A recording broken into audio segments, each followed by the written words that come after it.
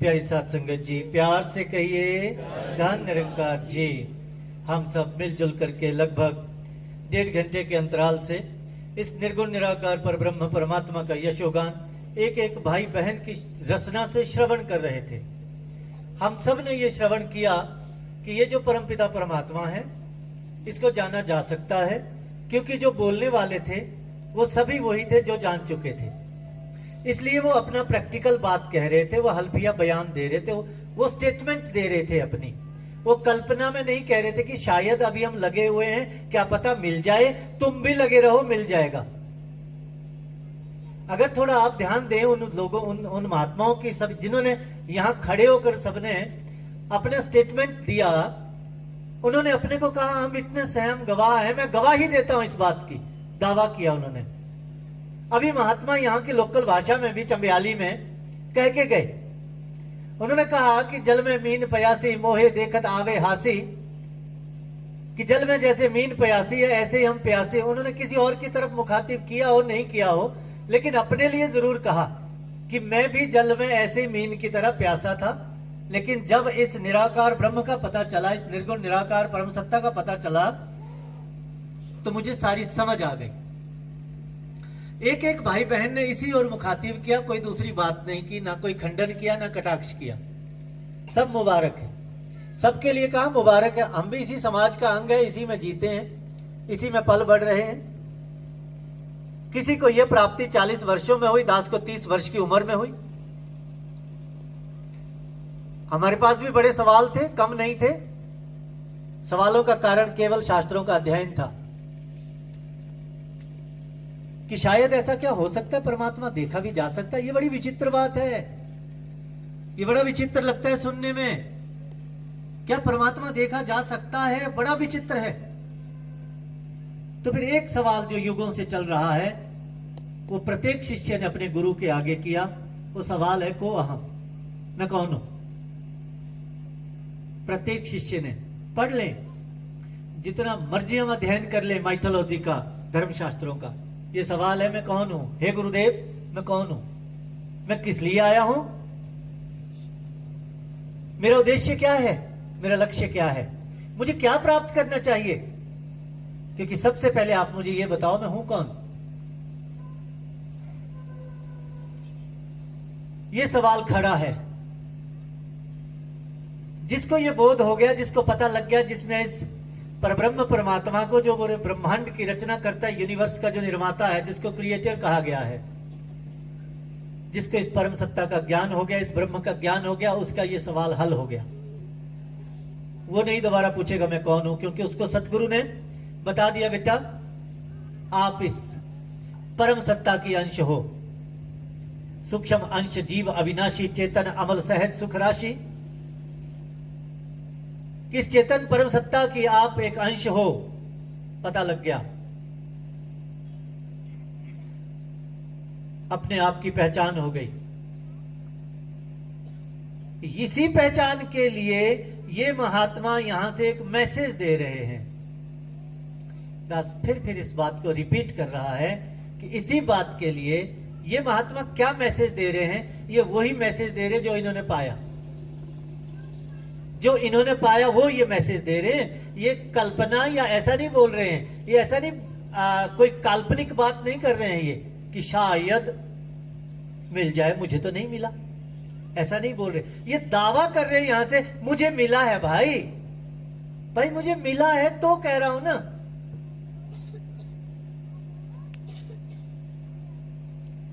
हम क्या कई बार ऐसा सुनने में आता है,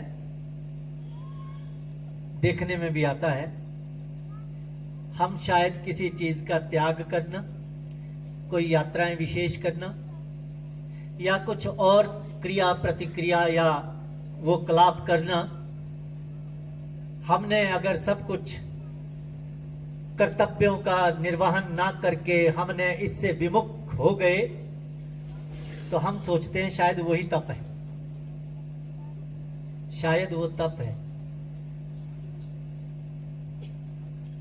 वास्तव में तप है सभी बाधाओं को, सारे बैरियर्स को तोड़ करके पूर्ण सतगुरु की शरण में आकर के बैठ करके इस परम सत्ता के लिए प्रश्न पूछना, ये तप है। क्योंकि यहां तक इस प्रश्न पूछने तक की जो बाधाएं हैं ना, उनको तोड़ना तप है। वो बाधाएं तोड़ना, जो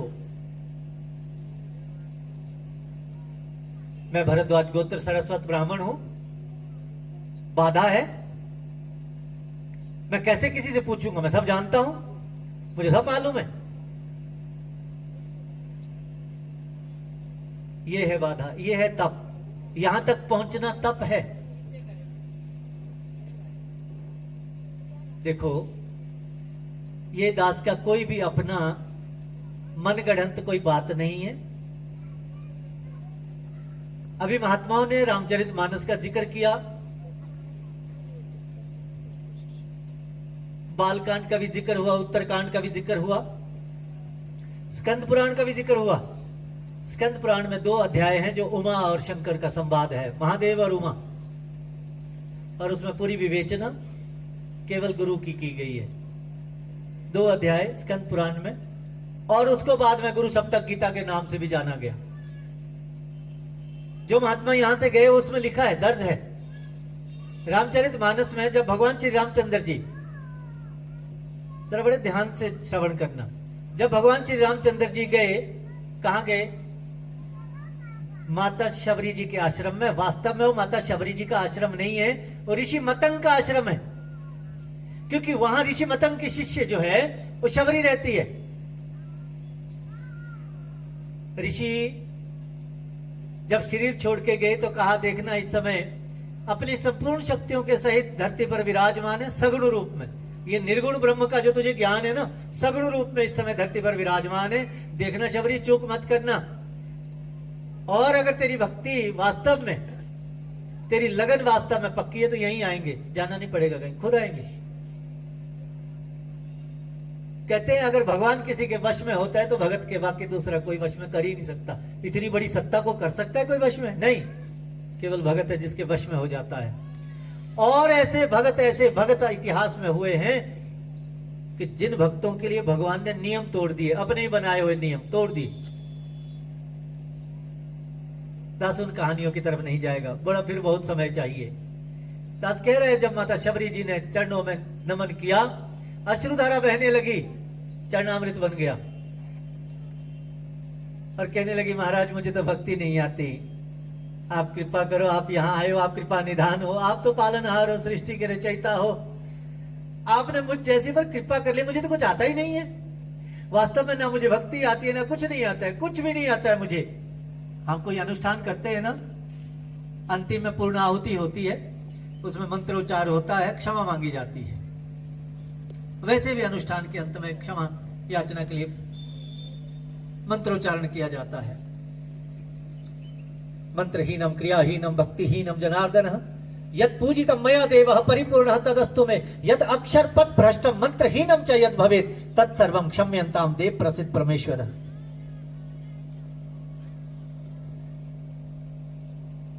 मां शबरी भी कह रही है, प्रभु मुझे कुछ नहीं आता, ना भक्ति से विहीन हूं, मुझे मंत्र नहीं, मुझे कुछ नहीं आता है। प्रभु राम मंद मंद मुस्कुरा रहे हैं, कहते हैं, हाँ आप तो ठीक कह रहे, भक्त की अवस्था यही होती है कि वो अपने आप को कहता है मुझे कुछ नहीं आता है। वास्तव में वो सब जानता है, पर सब जानने का उसमें अभिमान जरा सा भी नहीं होता है। प्रभु राम ने कहा, हे माता, जब जब भी किसी को भक्ति का अनुसरण करना हो, जब जब भी किसी को भक्ति के पथ पर चलना हो ना, तो तेरा अनुसरण करेगा। जब जब भी कहीं भक्ति का जिक्र होगा तो तेरा नाम इज्जत से लिया जाएगा। तूने इतिहास रचा है, तूने अमर पद को प्राप्त किया है। आज भी जिन भक्तों ने इस तरह से भक्ति की है, आज बड़ी इज्जत से नाम लिया जाता है, लोग उनका अनुसरण करते हैं। अब सत्संगत, प्रभु श्री रामचंद्र जब विराजमान हुए तो एक बात कहते हैं, चलिए फिर भी शबरी आपने पूछा है तो मैं कुछ बात कहता हूं। हालांकि यही बात श्रीमद् भागवत पुराण में भी आती है, नवदा भक्ति का जिक्र आता है, रामचरितमानस में भी नवदा भक्ति का जिक्र आता है। दास उस ओर नहीं जाएगा, केवल एक पहला ही दोहा पड़ेगा। दास, नवदा भक्ति शुरू होने से पहले प्रभु रामचंद्र जी एक बात कहते हैं शबरी को, हे शबरी, जाति पाति कुल धर्म बढ़ाई, धन बल परिजन गुण चतुराई, भक्तिहीन नर सो है कैसा, बिनु जल वारित देखिए जैसा।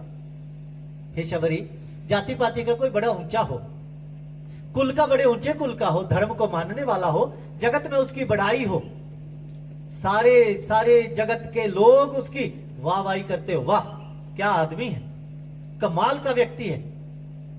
केवल इतने गुण नहीं शबरी, और भी सुन। कहते वो धनवान भी हो, बलवान भी हो, गुणवान भी हो और चतुर भी हो। एक और गुण भी कहा, कहते हो अकेला ना हो अपने कुल में इतने गुणों को धारण करने वाला।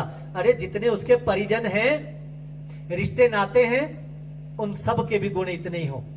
अर्थात क्यों परिजन भी उसके बड़े अच्छे हों, क्लास 1, इससे नीचे नहीं, टॉप क्लास।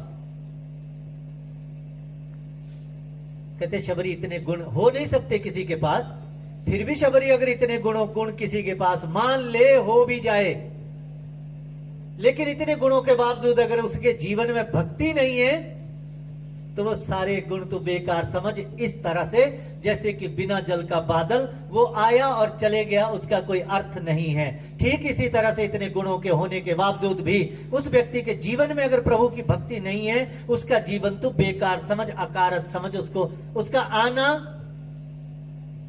इस मानुष जन्म में तो बेकार समझ। बिनु जल बारिद देखिए जैसी, भक्तिहीन नर सोई कैसा। जो भक्ति से विहीन है, जिसके जीवन में भक्ति नहीं है। अब सवाल भक्ति का है। भक्ति क्या है? भक्ति है भगवान की आराधना करना, भगवान को भजना।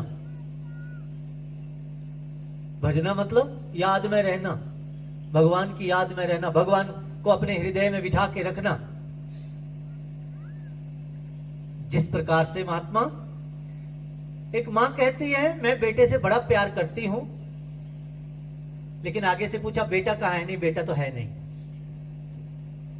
जैसे एक पति कहता है मैं पत्नी से बड़ा प्यार करता हूं, आगे से किसी ने पूछा पत्नी कहाँ है? नहीं, पत्नी तो है ही नहीं।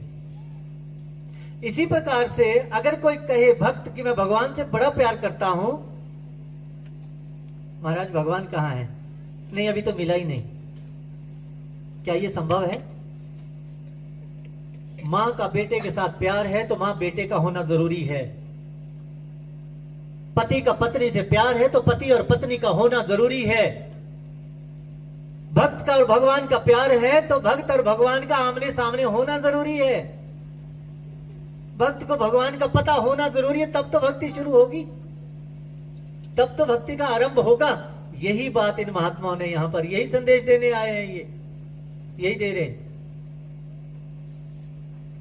जिसके लिए हम निरंतर गा रहे हैं, जिसके लिए हम पूजा अर्चना कर रहे हैं, जिसके लिए हम पता नहीं नाना प्रकार की स्तुति गान कर रहे हैं, आज भी महात्माओं ने जिक्र किया। तो महादेव कह रहे हैं उमा को समझाते हुए, हे उमा, गुरु के बारे में कहा, अनेकों मंत्र कहे दास्ते, कहा पहले भी कहा गुरु ब्रह्मा गुरु विष्णु गुरुर्देवो महेश्वर। ये भी महादेव कह रहे हैं गुरु साक्षात परब्रह्म तस्मै श्री गुरुवे नमः। अखंड मंडलाकारं व्याप्तम येन चराचरम तत्पदम दर्शितम येन तस्मै श्री गुरुवे नमः। ये भी महादेव कह रहे हैं धर्मज्ञो धर्मकर्ता च सदा धर्म परायणः तत्त्वेभ्यः सर्व शास्त्रार्थ आदेशको गुरु उच्यते। ये भी महादेव कह रहे हैं किमत्र बहुना उक्तेन शास्त्र कोटि शतेन च दुर्लभा चित्त विश्रामांति बिना गुरु कृपा परम। ये भी महादेव कह रहे हैं। क्या है ये? डिसीजन है, ये राय नहीं है। महादेव राय देंगे हमारे लिए, देखना भाई कर लेना, तुम्हारी मर्जी। राय देंगे।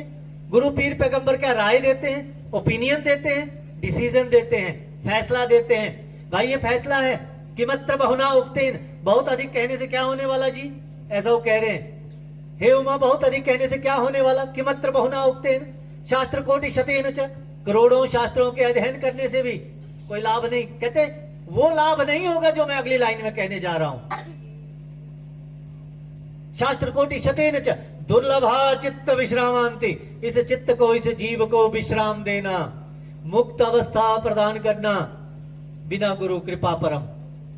बिना गुरु की कृपा के इस जीव को विश्राम देना, इस जीव को मुक्ति प्रदान करना बिना गुरु की कृपा के दुर्लभ है। ये फैसला है, ये करते रहो, करते रहो।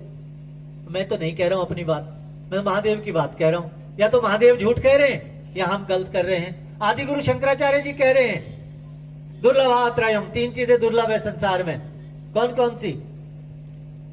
मनुष्यत्वम, मुमुक्षत्वम, संत संश्रय। मनुष्य का तन मिलना, मोक्ष की इच्छा रखना, संतों का आश्रय मिलना, 3 चीजें दुर्लभ हैं। उन्होंने कहा ना योगेन ना सांख्येन ना चाह्यो ना कर्मणा। किसी चीज से कहते ये मुक्ति प्राप्त नहीं हो सकती है। ब्रह्म आत्म एकत्व बोधेन मुक्तिर सिद्ध्यति ना अन्यथा। फैसला है, ये राय है कोई? ये फैसला है महात्माओं। कहते हैं ब्रह्म और आत्मा के एकत्व के बोध के बिना, जानकारी के बिना, ज्ञान के बिना मुक्ति नहीं हो सकती। बाकी तुम कुछ भी कर लो, मुक्त नहीं हो सकते। अगले मंत्र में आदि गुरु शंकराचार्य जी कह रहे हैं कि भाई तुम कुछ भी कर लो, 100 ब्रह्म वर्ष तक यत्न कर लो, प्रयत्न कर लो। आजकल तो बड़ा इजी है, गूगल सर्च कर लो कि भाई 1 ब्रह्म वर्ष की कितनी आयु है, 100 ब्रह्म वर्ष में कितने वर्ष लगेंगे, गूगल सर्च कर लेना। मैं शायद थोड़ा गलत कैलकुलेशन कर लूं तो गूगल अच्छा बताता है। गूगल पर तो विश्वास है सबको। कहते 100 ब्रह्म वर्ष तक तुम इंतजाम, तुम सारे क्रियाकलाप करते रहना, 100 ब्रह्म वर्ष तक तुम जो मर्जी करते रहना, जब तक इस परम का बोध नहीं होगा गुरु की शरण में जाकर के, जब तक सतगुरु से इस परब्रह्म परमात्मा का बोध नहीं होगा, मुक्ति न सिद्ध्यति, मुक्ति नहीं मिलेगी। बाकी तुम जो मर्जी बन लेना, 100 ब्रह्म वर्ष तक प्रयत्न करते रहना। तो ठीक है, कहते जी करते रहेंगे, तुम्हारा क्या जा रहा है? मना नहीं कोई कर रहा है। पर महात्माओं ने कहा कि मनुष्य जन्म अति दुर्लभ, ये मनुष्य तन बड़ा दुर्लभ है। कहते हीरे जैसा जन्म कौड़ी बदले जाए, रात गवाई सोए कर दिवस गवायो खाए। हीरा जन्म अमोल था, कौड़ी बदले जाए। ये मनुष्य का तन तो बड़ा अनमोल था। कहते देवताओं को भी दुर्लभ है, देवताओं को दुर्लभ है। ये मनुष्य तन देवताओं को दुर्लभ कहा गया है, लेकिन दुर्लभ इसलिए कहा गया है कि इस तन में आकर के, मनुष्य तन ही है जिसमें आकर के इस परम तत्व का ज्ञान प्राप्त किया जा सकता है, जिसका जिक्र यहां महात्माओं ने किया। ये परमात्मा अखंड है। महादेव कह रहे हैं, जरा सुनो महादेव की बात सुनो। महादेव कह रहे हैं हे उमा, ये जो निर्गुण निराकार ब्रह्म है ना, ये अखंड है। अखंड कहते हैं जिसके टुकड़े ना हो, जिसको टुकड़ों में विभाजित ना किया जा सके, उसको कहते हैं अखंड। जिसके खंड ना हो, जिसमें पूरा ब्रह्मांड समाया हो और चर में व्यापक हो, अर्थात जो सर्वत्र व्यापक हो, सब जगह जिसकी मौजूदगी हो। ऐसे तत्पद के, ऐसे परम तत्व के जो शख्स दर्शन करवाता है ना, तस्मै श्री गुरुवे नमः। कहते उमा गुरु वही है जो ऐसे अखंड के दर्शन करा दे। हम पर भी कृपा हुई है, तब हम ये स्टेटमेंट दे रहे हैं, तब हम ये बयान कह रहे हैं, तब हम ये हल्फिया बयान दे रहे हैं। पता ही नहीं था। मेले में घूमने वाले, तुझे पता ये जगत एक मेला है, यहां पता ही नहीं चल रहा मैं क्यों आया हूं। अरे कोई बात नहीं, मैं किस लिए आया हूं कोई पता नहीं, क्यों जी रहा हूं कोई पता नहीं। ये महात्मा ये संदेश आज दे रहे हैं कि हम कहां से आए हैं, क्यों आए हैं, कहां जाना है। इतना बड़ा ये जो सवाल है उसका जवाब दे रहे हैं। ये मैं कौन हूं, किस लिए हूं, कहां जाना है, ये महात्मा उसका जवाब दे रहे हैं जो युगों युगों से सवाल किया गया। ये निर्गुण निराकार परम सत्ता मेरे साथ ही थी, मेरे साथ ही है। ये परब्रह्म परमात्मा मेरे साथ ही था, साथ ही रहेगा, बस मुझे पता नहीं है। क्यों नहीं है पता? माया का पर्दा है, क्योंकि मुझे मेरी पहुंच केवल माया तक है, मेरी पहुंच केवल माया तक ही है। मेरी मन और बुद्धि की जो पहुंच है, मेरी आंखों की जो पहुंच है, आंखों की दृष्टि की जो पहुंच है, वो केवल माया तक है, मटेरियल तक है। इससे आगे मैं बढ़ नहीं सकता हूं। इसलिए भगवान श्री कृष्ण जी ने कहा जहां तेरे भौतिकता का विज्ञान जहां खत्म होता है अर्जुन, वहां से मेरा आध्यात्मिकता का ज्ञान शुरू होता है। जहां खत्म हो जाता है, अर्थात जहां तू ये मान लेता है कि जो भौतिकता है सब नाशवान है, वहां से मेरा ज्ञान शुरू होता है। देखो भगवान श्री कृष्ण जी ने अर्जुन को ज्ञान करवाया, कुरुक्षेत्र के मैदान में ज्ञान करवाया। अर्जुन वो शख्स है जो उस समय का बहुत बड़ा वैज्ञानिक है। आज की दृष्टि में हम देखें, बहुत बड़ा वैज्ञानिक, कई और लोक में जाके आया है, शिक्षा ग्रहण करके आया है, विद्या ग्रहण करके आया है, हासिल करके आया है, और लोकों में जाकर के ऐसा कहानी में कहा गया है, लिखा गया है, अर्जुन ऐसा शख्स है, आंखों के जो बेस्ट जो लेवल है देखने का, वो 6x6 पैमाना है। लेकिन अर्जुन के पास इससे भी अगर कोई ऊपर का पैमाना है तो वो अर्जुन के पास है। चलिए, नहीं जी महाराज पैमाना तो वही है, चलो उसी को रखो, पर आंखों के साथ अर्जुन का माइंड कंसंट्रेशन सबसे बेस्ट है। मन की एकाग्रता आंख के साथ उसकी ऐसी है कि जहां वो देख ले वहीं तीर चला ले। इसीलिए उसको सर्वश्रेष्ठ धनुर्धर का खिताब दिया गया उस जमाने में। अर्जुन ने घूमती हुई मछली के आंख में तीर लगा लिया। पहले देखने वालों को पता ही नहीं चला कि अर्जुन है, पता ही नहीं चला, क्योंकि वो तो जंगल से आए थे, पता ही नहीं चला। जैसे तीर लगा सब पहचान गए, हो ना हो ये अर्जुन है, ये अर्जुन ही हो सकता, क्योंकि दूसरा तो कोई कर ही नहीं सकता। पहचान हुई तो हाँ मैं अर्जुन हूं, पांडुपुत्र अर्जुन हूं, ठीक है। लेकिन इतना तेज होने के बावजूद भी वो इस परमात्मा तत्व को नहीं देख पाया। बताओ, भगवान श्री कृष्ण जी को कहना पड़ा तू मुझे इन आंखों से नहीं देख सकता, क्यों भाई? 32 साल तक तेरी शरीर में आंखें हैं, देख सकता तो अभी तक देख ना लेता? नहीं देख सकता। मैं देता हूं तुझे दिव्य चक्षु, दिव्यम ददामि, मैं तुझे दिव्य चक्षु देता हूं, ज्ञान की आंख देता हूं, तू मेरा विराट स्वरूप देख। आज दास भी एक सवाल छोड़ के जा रहा है, ध्यान से सुनना। मैं भी एक सवाल, एक प्रश्न, तू मेरा विराट स्वरूप देख अर्जुन। दोनों रथ में खड़े हैं, एक याचक बन के बैठा है, भगवान श्री कृष्ण जी वासुदेव खड़े हैं, उपदेश दे रहे हैं जो गीता में दर्ज हुआ। जैसे ही मुंह खोला, मुंह खोलना तरीका है इस ज्ञान को कराने का। भगवान श्री कृष्ण जी का तरीका मुंह खोलना है, इस परम सत्ता का बोध कराने का। अष्टावक्र जी का तरीका घोड़े की 2 रकाब है। मीराबाई को गुरु रविदास जी का ज्ञान कराने का तरीका कील और हथौड़ी है। भगवान श्री कृष्ण जी ने मुंह खोला, कहा ये देख मेरा विराट स्वरूप देख। क्या इस बीच में कुछ आंखों का कुछ फेरबदल किया गया? नहीं, स्टेप बाय स्टेप ये क्रिया होती गई।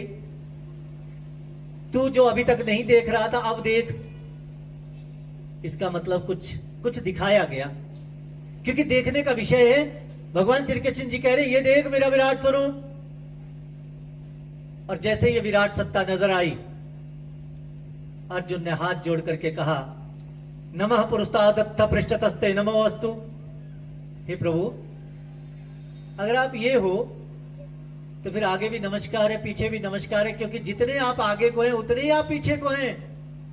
क्यों अर्जुन? तमेव सर्वतेव सर्व, आप ही हो, एव लगा दिया, ही ओनली, आप ही हो जो सर्वत्र व्यापक हो। बोलो किधर नमस्कार करूं? आप ही हो जो सर्वत्र व्यापक हो। शरीर सामने ही था तो सर्वत्र कौन था? शरीर सामने ही था, यह सवाल है। शरीर तो भगवान वासुदेव का सामने ही था, भगवान श्री कृष्ण जी का सामने ही था, लेकिन अर्जुन ने कहा नमः पुरस्तादत्थ पृष्ठतस्ते नमो अस्तु। हे प्रभु, आगे भी नमस्कार है, पीछे भी नमस्कार है, क्योंकि आप पीछे भी हैं। तो पीछे कौन था? शरीर तो एक ही जगह हो सकता है जी, शरीर तो सामने ही था जी। शरीर की एक मर्यादा है जी, भगवान ने बनाई है, परमात्मा ने बनाई है। ये पंच भौतिक है और भौतिकता की एक मर्यादा है, इसका नियम है। वो कह रहे हैं मैं आपको आगे भी देख रहा हूं, पीछे भी देख रहा हूं। आगे तो थे, चलो शरीर ही था, लेकिन पीछे कौन था? बस ये बोध तब तक, ये सवाल तब तक हल नहीं होगा जब तक वो ज्ञान प्राप्त नहीं होगा जो अर्जुन को हुआ था। सिंपल सी बात है। क्योंकि जब सेम ज्ञान प्राप्त हो जाएगा जो अर्जुन को ज्ञान प्राप्त हुआ, फिर मेरी भी स्टेटमेंट अर्जुन जैसे ही होगी जो अर्जुन ने कहा। अर्जुन कह रहा है उसके बाद अनेक बाहु उदरवक्त नेत्रम पश्यामि त्वाम सर्वते अनंत रूपम, ना अंतम ना मध्यम ना पुनः आदि पश्यामि विश्वेश्वर विश्व रूपम। पश्यामि कह दिया, पश्य धातु देखना, मैं आपको ऐसा देख रहा हूं, ना आपका कहीं अंत है, ना मध्य है, ना पुनः आदि है। मैं अनंत रूप, आपका विश्व रूप में ऐसा देख रहा हूं प्रभु, देख रहा हूं जो पहले नहीं दिख रहा था, जो पहले नहीं दिख रहा था। अर्जुन कह रहा है अब मैं देख रहा हूं, क्योंकि ज्ञान हो गया। ये है ज्ञान। अगर मेरी और अर्जुन की स्टेटमेंट सेम हो, इसका मतलब जो अर्जुन को ज्ञान हुआ वही मुझे भी हुआ। सिंपल सी बात है, कोई बहुत बड़ी ऐसा कोई क्रिटिकल नहीं, पेचीदा नहीं है, सिंपल सी बात है, साधारण सी बात है। ये ज्ञान युगों युगों से बह रहा है। गुरु पीर पैगंबर इसी ज्ञान को लेकर के इस धरती पर आते हैं। सतगुरु का दूसरा कोई काम नहीं होता संसार में। सतगुरु कोई अन्य प्रोडक्ट को लेकर के संसार में नहीं आता है। सतगुरु का एक ही उद्देश्य, एक ही मोटिव है युगों से, कि इस मानव मात्र को अपने मूल से जोड़ना। और मूल है ये परमपिता परमात्मा परब्रह्म परमेश्वर, जिसके लिए कि जिक्र किया इन महात्माओं ने भी किया।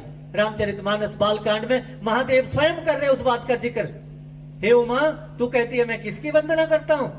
अरे मेरे जैसे अगणित शिव जिसके आगे बंदगी करते हैं, पढ़ लेना बालकांड में, मेरे जैसे अनगिनत शिव जिसकी वंदना करते हैं। हे उमा, वही इस समय विचरण कर रहा है धरती पर। चलिए हम शिव महापुराण भी पढ़े तो उसमें भी निर्गुण निराकार परम सत्ता का जिक्र आया है। अगर हम रुद्राष्टकम स्तोत्र भी पढ़े उसमें भी निर्गुण निराकार परम सत्ता का जिक्र आया है, महादेव के लिए गाया गया है। नमामि शमीशान निर्वाण रूपम विभुम व्यापकम ब्रह्म वेद स्वरूपम निजम निर्गुणम निर्विकल्पम निरीहम चिदाकाशमाकाशवासम भजेहम निराकार ओंकार मूलम तुरीयम गिरा ज्ञान गोती तमीशम गिरीशम करालम महाकाल कालम कृपालम गुणाकार संसार सारम नतोहम। इसमें भी निर्गुण सत्ता का ही जिक्र किया गया। नमामि शमीशान निर्वाण रूपम विभुम व्यापकम, विभुम व्यापकम कहा है, ब्रह्म वेदा स्वरूपम निजम निर्गुणम निर्विकल्पम निरीहम चिदाकाश महाकाश वासम भजे। इसमें निर्गुण परम सत्ता का ही जिक्र किया गया है, निराकार सत्ता का। क्योंकि इस निर्गुण परम सत्ता के लिए उपनिषदों में कहा है पूर्णम अधः पूर्णम इदम पूर्णात पूर्णम उदच्यते पूर्णस्य पूर्णमादाय पूर्णम एवावशिष्यते। दास जो ये सारी बातें कह रहा है, क्या कह रहा है? ये सारे गुण हैं परब्रह्म परमात्मा के, कैरेक्टरिस्टिक्स हैं ये। ऐसा है परमपिता परमात्मा, अखंड है, अगोचर है, अजन्मा है, अजर है, अमर है, अविनाशी है, अकाट्य है, अभेद है, अछेद है, अग्राह्य है। दास कितना और कहे, अगर कहना शुरू करे तो फिर तो घंटों लगेंगे, 2-4 घंटे नहीं। हरि अनंत, हरि कथा अनंता। जैसा अनंत हरि है वैसे इसकी कथा भी अनंत है, इसके बारे में जिक्र, इसका गुणगान भी अनंत है। ये निर्गुण निराकार परब्रह्म परमात्मा, उपनिषद में जिक्र है कि इसी से पूरा ब्रह्मांड की उत्पत्ति होती है, लेकिन ये उत्पन्न नहीं होता। उत्पत्ति के साथ जो उत्पन्न ना होए, प्रलय के साथ जो प्रलय न होए, ये गुण बताया भगवान का, ईश्वर का, परमात्मा का। ये एक के ही नाम है सारे, लेकिन अज्ञानतावश ये परम सत्ता मेरे साथ ही थी, ये ईश्वर निराकार मेरे साथ ही था, मुझे पता नहीं था। दास 2020 के शुरुआत शायद फरवरी मंथ में दास को जाना था बाहर। दास को कुछ मिडिल ईस्ट में जाना था, कुछ देशों में। तो एक जगह जाने का अवसर था, कुवैत से बहरीन जाना था। जब बहरीन में पहुंचे तो वो जो फ्लाइट थी वो आधा घंटा पहले पहुंच गई वहां पर। अब जिन महात्माओं ने लेने आना था वहां पर, उनका फोन आया कि हमने देखा कि आपकी जो फ्लाइट है वो पहुंच गई है, लेकिन हम थोड़ा लेट हो रहे हैं, हम थोड़ा देरी से आएंगे, आप थोड़ा वेट कर लोगे, इंतजार कर लोगे। दास ने कहा महाराज आप आराम से आओ, आप निश्चिंत होकर के आओ, मुझे कोई आपत्ति नहीं है, कोई प्रॉब्लम नहीं है। दास बैठा है बेंच पर, लगेज सामने रखा है, लेकिन एयरपोर्ट के नजदीक ही कोई महात्मा रहते थे। महापुरुष बड़े चेतन होते हैं, उन्होंने युक्ति लगाई कि फला महात्मा का घर जो है एयरपोर्ट के पास है, क्यों ना उनको फोन करके कहा जाए कि वो हमसे आगे उन कम से कम तब तक रिसीव तो कर लेंगे और उतने में हम पहुंच जाएंगे। अब वो महात्मा आए, उनके साथ उनका बेटा साथ में है। अब वो एयरपोर्ट में वहीं पर ही जहां दास बैठा है अंदर वेटिंग रूम में, वहां उन्होंने 2-3 चक्कर लगा दिए, इधर से उधर घूम रहे हैं। उनकी जो बॉडी लैंग्वेज से पता चल रहा है कि वो किसी को ढूंढ रहे हैं, उनका कोई रिश्तेदार आ रहा है, उनको मिल नहीं रहा है, वो ढूंढ रहे हैं। दास ने भी 2-3 बार वैसे ही बैठे हैं तो कुछ नजर तो आ ही रहा है, किसको ढूंढ रहे हैं दास को तो नहीं मालूम। संयोग से देखियो दास के पास ही उसी बेंच के पास खड़े होते हैं, फोन निकालते हैं और अपने बेटे को बोलते हैं, बेटा जरा जल्दी से YouTube में सर्च करना हेमराज शर्मा, देखते हैं उनकी शक्ल कैसी है, हमें ढूंढने में आसानी होगी। जरा हेमराज शर्मा सर्च करना। फटाफट उन्होंने सर्च भी कर लिया। जैसे उन्होंने कहा कि हेमराज शर्मा, उन्होंने नाम लिया, दास ने एकदम कहा, मैंने कहा हाँ जी। कहने लगे नहीं नहीं। मैंने कहा पता नहीं, ठीक है, लेकिन समझ आ गई है मुझे ढूंढ रहे हैं, पता लग गया ढूंढ रहे हैं। लेकिन एकदम मन में ऐसा स्ट्राइक हुआ, शुक्राना निकला सतगुरु का, सतगुरु हम भी ऐसे ही खोए हुए थे, पास ही था, पता नहीं था, पास ही था। ये परब्रह्म परमात्मा मेरे पास ही था, लेकिन मुझे पता ही नहीं था, मैं भी ऐसे ही ढूंढ रहा था, इनके भी मैं पास ही हूं, लेकिन पता नहीं, कह रहे नहीं नहीं अभी सर्च कर रहे हैं YouTube पे। दास खड़ा हुआ, जब तक वो सर्च करते दास ने हाथ जोड़े, कहा महात्मा, नहीं ऐसे ही कहा, भाई साहब जी मुझे लगता है कि आप किसी हेमराज शर्मा को ढूंढ रहे हैं जो इंडिया से आए। कहते हाँ जी हाँ जी। दास ने कहा एक तो मैं ही हूँ, अगर मुझे ढूंढ रहे तो मैं चलता हूँ आपके साथ। कहते अरे महाराज हाँ आप ही, अच्छा अच्छा अच्छा आपका, हाँ जी मेरा ही टूर है, राशि है। बड़े जोर जोर से हंसने लगे, अरे कमाल ही हो गया, आप यहीं खड़े, हम यहीं ढूंढ रहे, यहीं आप खड़े हैं, हमें नजर आ रहे हैं लेकिन हमें पता नहीं है, और हम यहीं पर आपका चेहरा ढूंढ रहे हैं YouTube में। दास ने कहा यही हम सबकी विडंबना है, यही हम सबके साथ हुआ है। ये ईश्वर परम सत्ता निराकार परब्रह्म परमात्मा हमारे साथ ही था, हमें पता नहीं था। सतगुरु ने एक क्षण में इसका जैसे इस विराट सत्ता का दीदार करवाया, दर्शन करवाया, हम सब हैरान हो गए। कमाल है, कमाल है। अरे पढ़ तो रहा था, मौको कहां ढूंढे रे बंदे, मैं तो तेरे पास में, अरे पास में हूं भाई, तो फिर चूक कहां रह गई। वस्तु कहीं ढूंढत कहीं, किस विधि आवे हाथ, कहे कबीर तब पाइए जब भेदी लीजिए साथ। वस्तु कहीं है, ढूंढ कहीं रहे थे। संत कबीरदास जी कह रहे हैं, भेदी ढूंढ भाई, भेदी ढूंढ, जो भेद जानता है, जो इस परम सत्ता का जानकार है, सतगुरु को ढूंढ। इसलिए रामचरितमानस में भी महात्मा ने जिक्र भी किया, हरि दुर्लभ नहीं जगत में, ये हरि नहीं है दुर्लभ, हरिजन दुर्लभ होए। आप महात्मा दुर्लभ हैं, ब्रह्मज्ञानी दुर्लभ हैं, तत्ववेता दुर्लभ हैं, सतगुरु दुर्लभ है। क्यों? वहां हम पहुंच नहीं सकते। नहीं जी, आना आपने सत्संग, नहीं नहीं जब बुलावा आएगा तो जरूर जाएंगे। तो जो हम कह रहे हो क्या है, वो बुलावा नहीं है महाराज, जब वो बुलाएंगे ना तब आएंगे। क्यों? आप ही रह गए जिनको भगवान बुलाएंगे, हमें भी नहीं बुलाया, हम भी खुद गए आगे। कमाल, बड़े अजीब अजीब से जवाब। कई तो ऐसे महात्मा, चलो ठीक है, कभी आप ही गए सत्संग में, ज्ञान भी ले लिया, बैठे हैं घर में, महात्मा ने कहा चलो सत्संग, नहीं नहीं आज तो बहुत काम है, मेरे लिए भी अरदास कर लेना, मेरे लिए भी प्रार्थना करना, आशीर्वाद लेकर हमारे लिए भी आप ही मांग लेना जी। ऐसे भी तर्क मिलते हैं। दास ने एक जगह कहा, भाई साहब जी वहां पर लंगर भी है, आपके हिस्से का मैं ही खा जाऊं? नहीं, वो तो नहीं खा सकते आप, वो तो मुझे ही खाना पड़ेगा। तो फिर आशीर्वाद भी मुझे मिलेगा, आपको जाने से मिलेगा, आपको आपका, क्योंकि ये इंडिविजुअल मैटर है, मेरे मांगने से आपको नहीं मिलेगा, आपको खुद लेना पड़ेगा। ये ज्ञान खुद ही लेना पड़ेगा, ये आशीर्वाद खुद ही लेना पड़ेगा, क्योंकि हम अकेले ही आए हैं, सब अकेले ही सब जाएंगे। ना जाने कितनी बार आए, ना जाने कितनी बार गए। महात्माओं ने कहा, जन्म से लेकर कफन तक दौड़ता है आदमी, दौड़ते ही दौड़ते दम तोड़ता है आदमी। 2 रोटी 2 लंगोटी 3 गज कच्ची जमीन, 3 चीजें जिंदगी में जोड़ता है आदमी।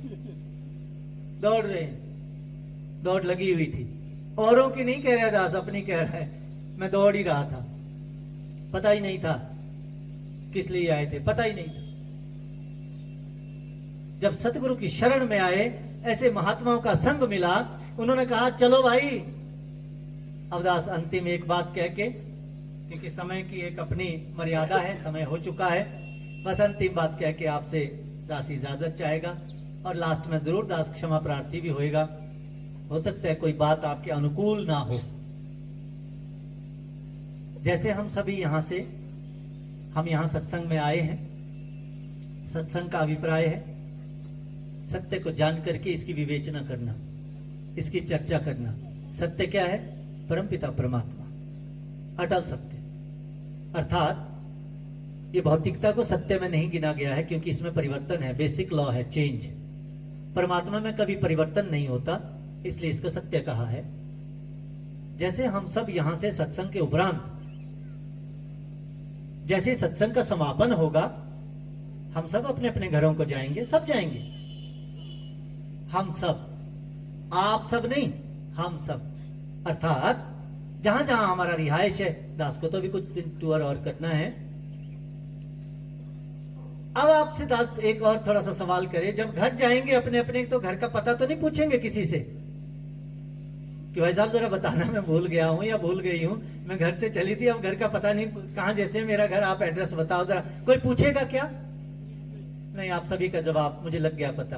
आप कहोगे नहीं नहीं, क्या ऐसी बातें कर रहे बच्चों वाली, हम क्यों पता पूछेंगे जी। लेकिन अगला एक और सवाल है, क्यों नहीं पूछेंगे? तो जवाब है आप सभी का, क्योंकि जी हमें अपने घर का पता है, हम जानते हैं, रास्ते का भी पता है, घर में रखी एक वस्तु का पता है, इसलिए हम क्यों पूछें जी पता? बेशक, क्योंकि घर का पता है। और जो घर बनाया गया है, जो निर्मित किया गया है, वो पंच भौतिक की शरीर की सुविधा के लिए है। उसमें शरीर ने रहना है, 5 एलिमेंट से जो बना है ये जो शरीर बना है, शरीर को सर्दी से, गर्मी से, बरसात से बचने के लिए नाना प्रकार की लेटेस्ट टेक्नोलॉजी जो भी है, उसकी सुविधाएं प्राप्त करने के लिए घर बनाया गया है। वो सुविधाएं शरीर के लिए है, उसमें शरीर ने आराम करना है। जब इस जीव ने, जब इस आत्मा ने इस शरीर से निकल जाना है, इस आत्मा के लिए तो वो घर नहीं है। इस आत्मा ने कहां जाना है, क्या उसका पता हो गया? ये है मेन सवाल। इस शरीर की यात्रा को तय करने के बाद इस आत्मा ने कहां जाना है। जैसे शरीर के घर का पता है, शरीर का पता है कि मैंने यहां जाना है, वैसे इस आत्मा के घर का भी पता होना चाहिए। और वही संदेश आज यहां दिया गया। जितने भी भाई बहन मुबारक के पात्र हैं, इस सत्संग परिधि में आना, बहुत ऊंचे भागों की बात कही गई है। महात्मा ने कथा शुरू कर भी दी थी कि महादेव ने कहा मैं नहीं बता सकता, तो बाद में गरुड़ जी को भेजा गया कैलाश मानसरोवर, जहां काकभूषणी जी और गरुड़ जी का संवाद चल रहा था। गरुड़ जी वहां गए, काकभूषणी जी के यहाँ सत्संग होता है, वहां जाओ, वहां आपका शंका का निवारण होगा। महादेव ने सत्संग का बड़ा महिमा वहां पढ़ लेना, रामचरितमानस में ये लिखा हुआ है कि वहां लगातार महादेव सत्संग का वर्णन करते हैं। और कथा किसको सुना रहे होते? वो पार्वती को। पार्वती मैंने ऐसे कहा गरुड़ जी को, क्योंकि गरुड़ जी को शंका हो गई थी, अरे नागपाश में फंस गए दोनों भाई, कहते हैं ये तो अवतारी पुरुष हैं, अगर मैं ना नागपाश काटू तो मर जाए। अरे जिसको मैं जीवन दान दे रहा हूं वो भगवान हो सकता है? लेकिन बाद में गरुड़ जी को पछतावा हुआ, सत्संग में जाकर के उनके भ्रम कटे, तब पछतावा हुआ कि मैं इस बात को ऐसे भी तो सोच सकता था कि शायद प्रभु ने मुझे ये सेवा दी है। अब मेरा नाम बहुत अच्छों की गिनती में नहीं आएगा, भक्तों की श्रेणी में नहीं आएगा, मैंने शंका की है। तात्पर्य कहने का, कहां से आए हैं, कहां जाना है। शुरुदास ने बात की, को अहम, मैं कौन हूं। बस इसी की जानकारी के लिए सत्संग ये जो चल रहा है, ये एक ऋग्वेद में एक ऋचा आती है, अंतिम बात दास कह के वो कहते हैं, आत्मा वारे गंतव्य द्रष्टव्य निधिध्यासितव्यश्च।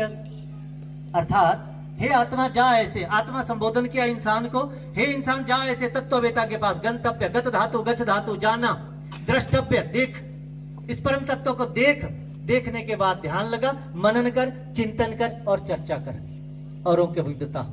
मैंने क्या पाया है। वही इन महात्माओं ने किया। आज ये चर्चा कर रहे हैं, हल्फिया बयान दे रहे हैं कि मैंने कुछ पाया है, आप भी पालो।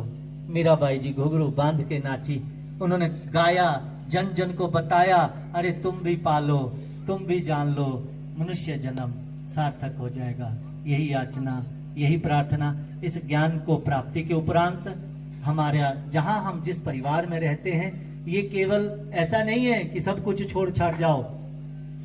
ये एक कंप्लीट जीवन अगर जीना है तो ये ज्ञान, ब्रह्म ज्ञान ही एकमात्र उपाय है।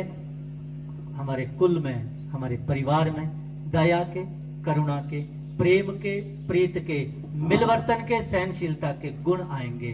प्रत्येक व्यक्ति चाहता है मेरे परिवार में आपसी मिलवर्तन बना रहे, लेकिन बनेगा कैसे? क्योंकि बच्चे जिस माहौल में पलेंगे बढ़ेंगे वो वही सीखेंगे। जो बच्चे सत्संग में अच्छी शिक्षा प्राप्त करेंगे, वहां फिर बोलने की जरूरत नहीं है, वहां स्वतः ही प्रेम है। वहां प्रेम है, भाईचारा है, सहनशीलता है, वहां कदर है एक दूसरे की, वहां बड़े की छोटे की कदर है। वहां नहीं कोई बोलता हुआ नजर आएगा क्या कि बाप बोल रहा है क्योंकि कदर नहीं हो रही घर में। शर्म नहीं आती तुम्हें? मैंने दिन रात एक किया है, ये जो तुम आज देख रहे हो ना, हमने किया है तुम्हारे लिए। और आगे से बच्चे जवाब देते हैं, कोई एहसान नहीं लगाया, सब करते हैं। बस यही झगड़ा पड़ा रहता है। जिस घर में ये ज्ञान बसता है, वहां देखो इसके विपरीत दोनों पात्र वही हैं, लेकिन डायलॉग अलग अलग बोल रहे हैं। वहां सेम डायलॉग बेटे कह रहे हैं, बच्चे कह रहे हैं, पिताजी आपने हमारे लिए दिन रात एक किया, हम आपके शुक्रगुजार हैं। हम आपकी जितनी सेवा करें, सत्कार करें, हम आपका कर्ज नहीं चुका सकते। और आगे से पिता बोल रहा है, बेटा हर कोई करता है जितना जिससे बन पाता है। हमने भी किया जितना हमसे बन पाया, घर स्वर्ग बन गया, आनंद आ गया, आपसी मिलवर्तन हो गया। ये फायदा है इस ज्ञान के उपरांत। ऐसी याचना, ऐसी प्रार्थना।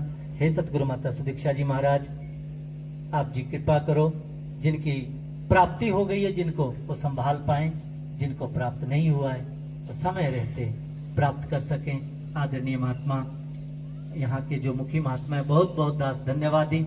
यहाँ के जो महात्मा, उन्होंने ही प्रेरणा दे करके, यहाँ जिन महात्माओं ने इतना सुंदर ही आयोजन किया, दास एक एक का नाम नहीं गिनाएगा, सभी बधाई के पात्र हैं। आप सभी को दास बहुत बहुत लाख लाख बधाई देता है। प्यार से कहिए धन्यवाद।